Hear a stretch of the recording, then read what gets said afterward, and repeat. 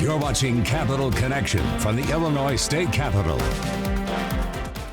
Welcome back. We are now joined by Maurice Schulten with the Taxpayer Federation of Illinois. Thank you so much for joining us. Thank you for having me. I wanted to have you on. You have a great report out now about the overall impact of taxes on Illinois, the revenue that the state brings in, and comparing it to other states. Basically, trying to find the tax burden, I guess. And I want to just have you give me the broad picture here. What did you find in comparison to how Illinois stacks up to other states? Sure.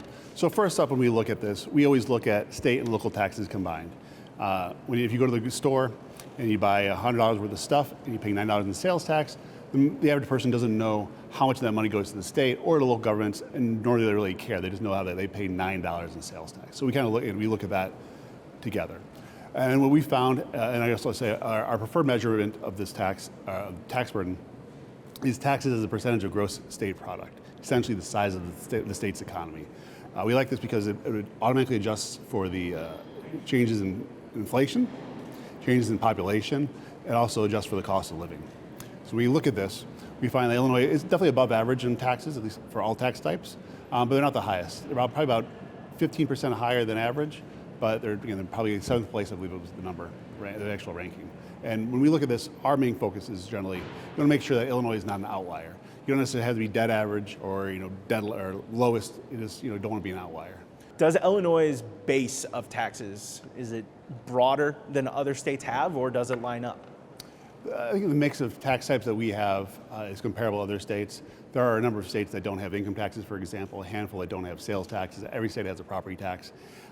In our report, we generally look at, from the perspective of the government, how much money do they collect, and how does that compare to other states? It doesn't have any focus or any bearing as far as how much a certain individual pays in government. So you can have people in different situations depending on their income level, how much revenue they spend on taxable and sales tax, and also the value of their home, which determines more or less how much they actually pay to governments here in Illinois.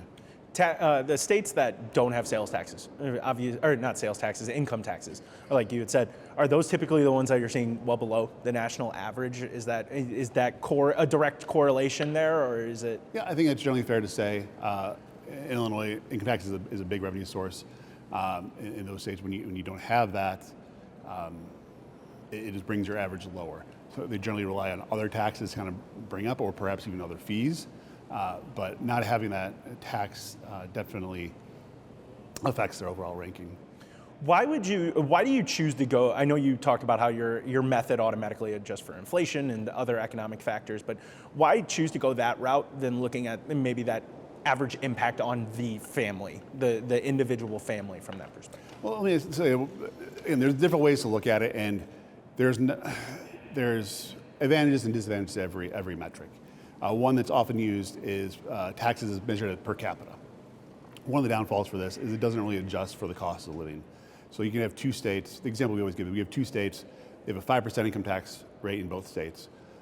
One worker, the median salary is $50,000. Other states, 10% higher, $55,000. In that first state, that employee, a resident pays $2,500 in taxes. The second state, they pay $2,750, so $250 higher. Do they have, the second state, do they pay higher taxes? On a dollar basis, absolutely. But both states have a 5% income tax rate. I would posit that they would have an equal tax structure. So that's one advantage of using our method versus per capita method. And I think that that's probably applicable to just the different parts of the state. You don't have to talk about two states. You can talk about, Chicago suburbs and Metro East, or the rural parts of the state, and compare the different parts of it as well. Those discrepancies probably exist as well. Exactly. It's nice when you have taxes measured at a percentage, so whether it be income taxes, sales taxes, it adjusts automatically for how much money you make, how much money you spend on those taxable goods, how much taxes you pay, rather than having a flat thing. Even with property taxes, right? In certain areas, property values are higher than other areas.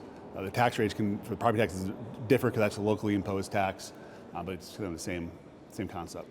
I will probably have some viewers that are not going to be happy with the way I phrase this next question. But if you look at the report, and it shows that there are several states that are above Illinois in your overall tax burden studies, I guess, or the amount of revenue that the state brings in from taxes.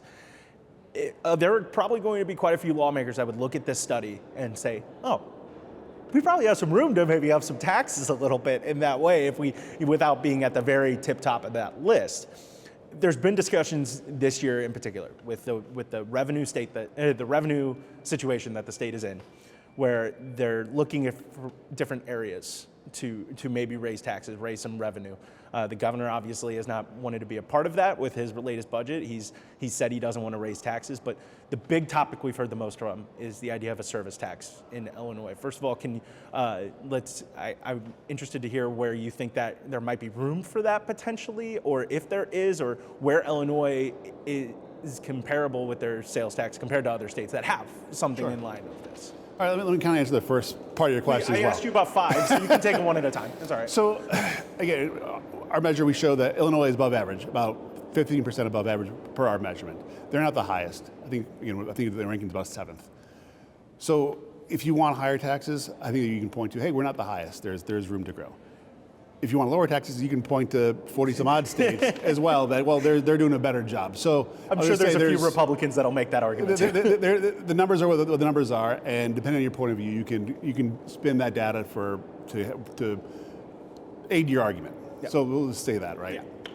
Yeah. Second, now you talk about service taxes and whatnot, and sales tax. So Illinois does have a narrow sales tax. Again, go back to like whether a service tax would be something considered, right? Illinois does have a narrow sales tax base. Generally applies only to goods, not services. Not all. It does apply to some services, but not all. And because we have a narrow base, we have a high sales tax rate. It's about the 7th highest in the country. So they've been talking about, again, taxing consumer services, and this is not something I'll add. This is not something new. This is something that's been discussed for decades in Springfield. But with the increase in technology, we've seen more services get added that aren't falling under the sales tax umbrella over the past few years, especially. Sure. So, sure. Yeah. I guess the sales tax has gotten even more narrow over the years.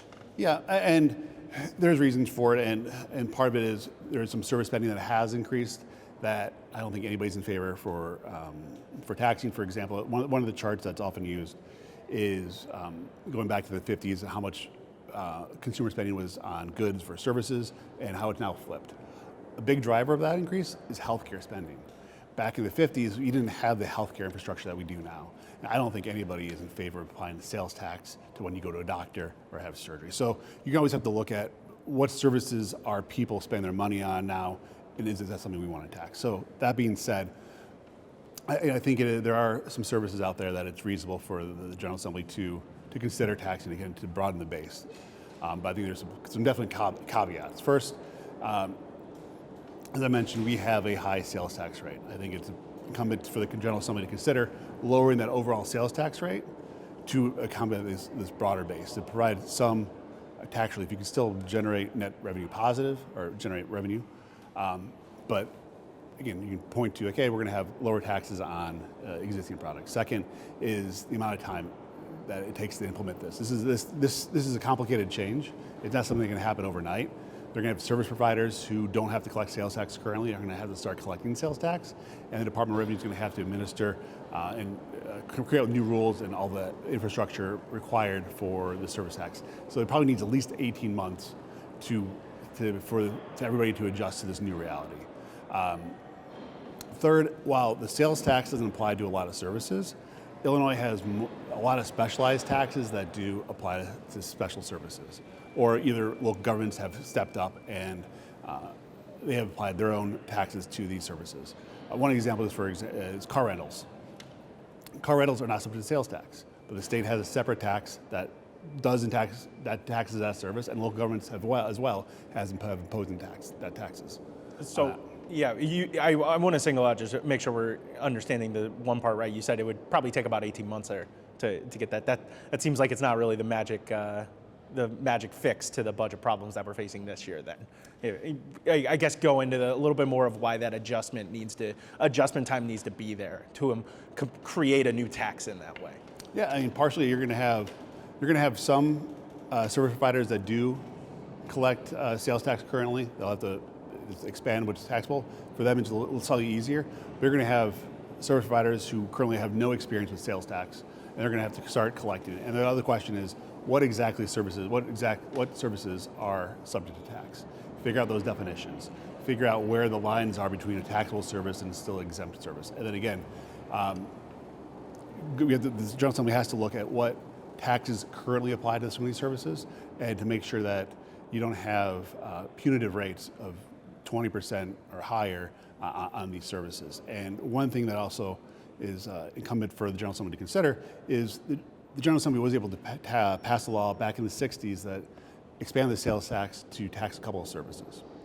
That law was challenged, and ultimately the Illinois Supreme Court struck it down as unconstitutional. So any bill that expands the sales tax to cover consumer services, it needs to be crafted with that decision in mind and other really similar decisions that's happened since then, in order to for this concept to withstand a court challenge.